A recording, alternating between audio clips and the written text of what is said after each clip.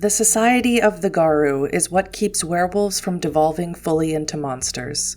If they relied only on their rage and destructive impulses, Garou would be bestial beyond reason. Their traditions vary from tribe to tribe, but all Garou must remember and hold to the central code of law called the Litany. Hello, and welcome to my new lore video on Werewolf the Apocalypse. In the last video, we talked about Garou cosmology, and in this video, we'll talk about the law and the reality of the Litany. 1. Garou shall not mate with Garou. The law is that werewolves should mate only with humans or wolves. The law forbids the creation of metis because of the deformities that settle on the children of Garou pairings. This restraint forms the basis for some of the greatest tragedies of Garou culture. Many ancient songs tell of werewolves who love deeply and carelessly only to be undone by their passion. The reality is that every year more metis are born. Modern Garou often claim that prejudice against the metis is a primitive mindset, as modern ideals frequently stress romance in a relationship, rather than the old custom of arranged marriages for political gain. 2. Combat the worm wherever it dwells and whenever it breeds. The law is that the worm is a source of evil in the world, and Gaia created the werewolves to protect the world. The fastest way for a werewolf to become respected is to prove themselves in battle against the servants of the worm. The reality is that the worm is too strong to kill, and even if it were possible, many suspect it would only delay the inevitable. As straightforward as this tenet seems, can werewolves expect to change the course of history by destroying all of the worm's servants? Or should the weaver be challenged as well? Unfortunately, there's little time to spend finding the answer. 3. Respect the territory of another. The law is that when one werewolf approaches another's territory, they must announce themselves first and ask permission to enter. The traditional method involves the howl of introduction, reciting one's name, sept, totem, tribe, and home sept.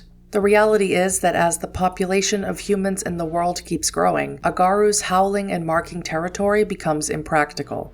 Some technologically proficient werewolves prefer emails, telephone calls, and texting, and some set up apps to work with GPS systems to keep track of territories electronically. Many young Garou argue that the territory should be more communally managed, but progressive human thought has a difficult time winning over a wolf's territorial urge. 4.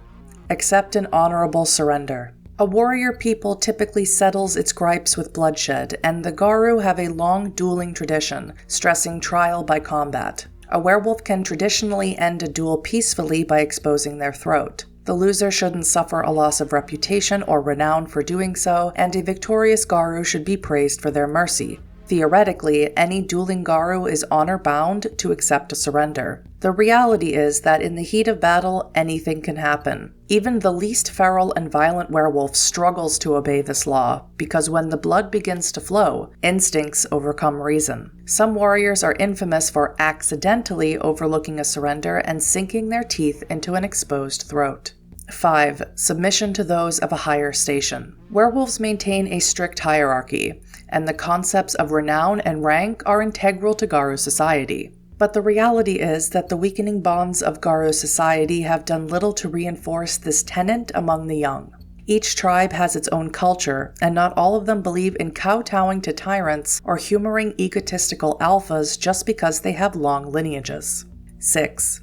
The first share of the kill for the greatest in station. The law is that the most renowned Garou have a right to the most powerful fetishes or other valuable goods found by their packmates. The reality is that while pack mentality may be a strong instinct, not everyone thinks the same way. Only the strongest or the most trusted Garou are able to invoke this tenet, and even then, it can strain the bonds of a pack. 7. Ye shall not eat the flesh of humans.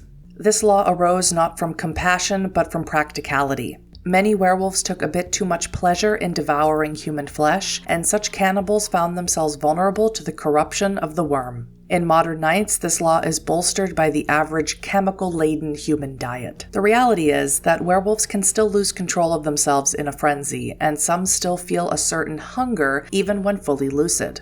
Most man-eating Garou act alone, concealing it as best as they can from any packmates, or running without a pack in order to keep up their appetites. 8.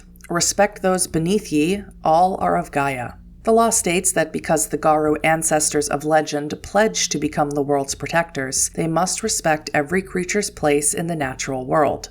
Every werewolf is likely worthy of respect. The reality is that this tenet isn't always enforced, with some tribes quantifying respect and others dismissing the idea of respect altogether.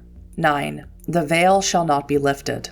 The world is a dangerous place. The servants of the worm are lurking everywhere, exploiting the weak, and if werewolves choose to act like monsters, others will hunt them like the beasts they are. Rampaging werewolves can cause almost as much damage as the worm creatures they hunt. The existence of the Garou must remain secret, so werewolves must be discreet when acting among humans. Here, the law and the reality are the same. 10. Do not suffer thy people to tend thy sickness. The law states that the warrior who cannot fight or hunt weakens those who must care for them. Long ago, an infirmed, aged, or mortally wounded Garou would be torn to pieces by their septmates. In modern nights, the merciful and dignified practice is to let an elder choose how to end their own life. The reality is that some tribes despise this law, believing in a natural death and caring for their elderly. 11. The leader may be challenged at any time during peace. The law is that no werewolf pack should tolerate a weak alpha. If no immediate threat is nearby, any Garou of sufficient rank may challenge the pack leader for their position. The reality is that many tyrannical leaders resist challenge by simply being too strong to defeat, or by keeping the pack in a state of constant war so that a challenge would not be possible. 12. The leader may not be challenged during wartime. The law states that obedience in a pack is essential, and once a fight begins, the alpha's word is law. A packmate who disobeys may be punished or assaulted by his companions after the danger has passed. The reality is that, as previously mentioned, some alphas declare a constant state of wartime to abuse this tenet. 13. Ye shall take no action that causes a cairn to be violated. Cairns surge with mystical energy and the lifeblood of the earth. If one is destroyed or corrupted, part of the earth dies, and so does the power of the Garou. A werewolf who leads a proven or potential enemy to a hidden cairn is punished severely, even if the act was unintentional. No Garou argues against this tenet. In the next Werewolf the Apocalypse lore video, we'll talk about Garou society. I make videos multiple times a week, and every Wednesday is either Werewolf or Wraith Wednesday, so if you enjoy what I do, please consider subscribing. Now ask yourselves this, Garou: when will you rage?